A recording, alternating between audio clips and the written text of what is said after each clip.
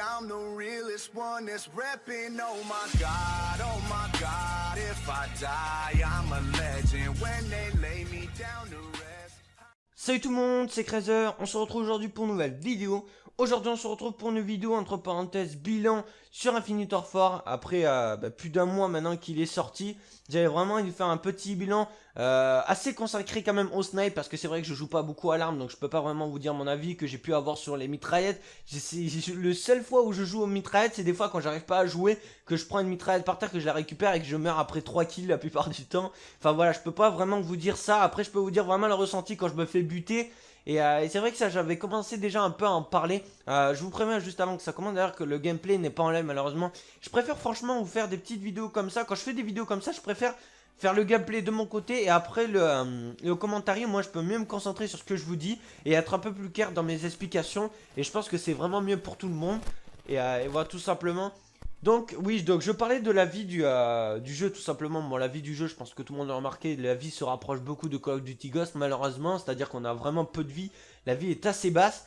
Et tout simplement, mais j'arrive pas à comprendre la logique des développeurs au niveau en fait de la régularité des snipes à côté des mitraillettes. C'est-à-dire que t'as un sniper et la NV4 par exemple, on va dire Widowmaker, voilà NV4. Le Widowmaker c'est un snipe qui tire 2 balles. Donc tu mets les 2 balles sur le mec, tu peux faire des hit markers même si tu vises bien dans le torse et que les 2 balles vont bien dans le torse les deux. Mais à la NV4 tu tues en 3 balles. Alors ça j'arrive pas à comprendre vraiment la logique qu'ils ont eu au moment de faire ça. Au moment d'établir vraiment la vie, la puissance des armes, j'ai pas vraiment compris en fait. Et ça c'est vrai que c'est un truc qui m'énerve vraiment beaucoup sur le jeu parce que je fais pas mal d'hit markers. Pas avec le KBS mais surtout avec l'intervention, le TF141 on a fait vraiment pas mal. Et c'est vrai que ça me reloute parce que je rate beaucoup de clips comme ça où soit je fais des hit markers, soit le mec me tue en 3 balles donc j'ai pas le temps d'enchaîner le dernier. Enfin il y a plein de trucs comme ça qui sont assez relous sur le jeu et que moi me gare. Quand t'arrives juste dans une pièce que tu te fais tuer directement, t'as même pas le temps de voir le mec ou d'essayer de tirer. Tu vois ça m'énerve vraiment plus fort, ça me fait rager ce genre de truc. Et c'est vrai que je suis pas tout seul je pense à avoir ce ressenti là.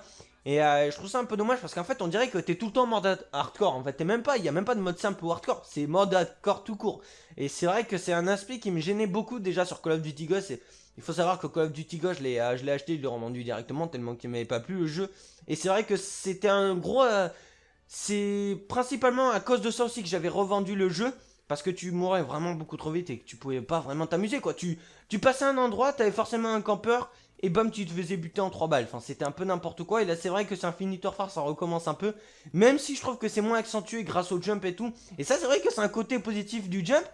C'est parce que vraiment pour les campeurs c'est un peu plus difficile de nous jauger et tout simplement de nous tirer dessus. Donc c'est vrai que les jetpacks, clairement, je vous le dis, moi je déteste les jetpacks.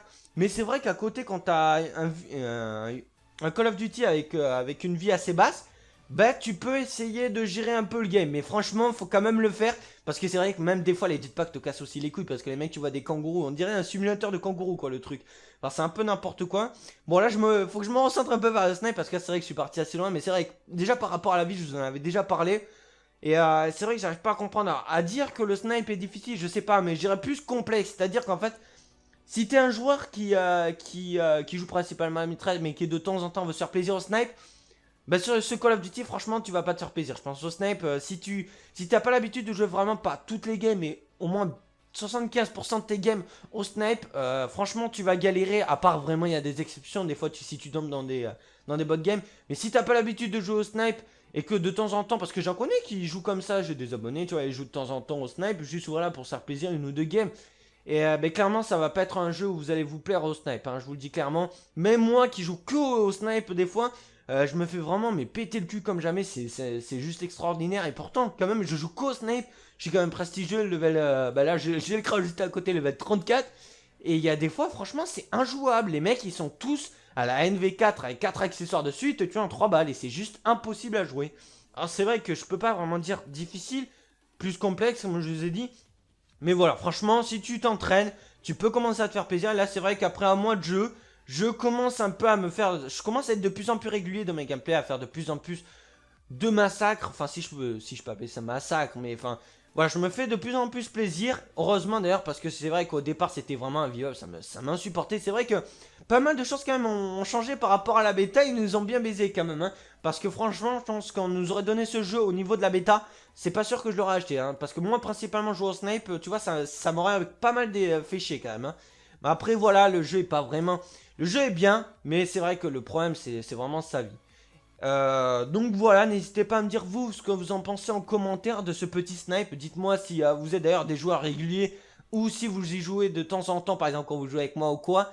Et voilà, tout simplement, j'espère que j'ai été assez clair dans ce que j'ai dit. N'hésitez pas, pourquoi pas compléter, dire ce que vous en pensez à côté. Et sur ce, ben, je vous laisse, je vous souhaite à tous une bonne journée, une bonne soirée et ciao tout le monde.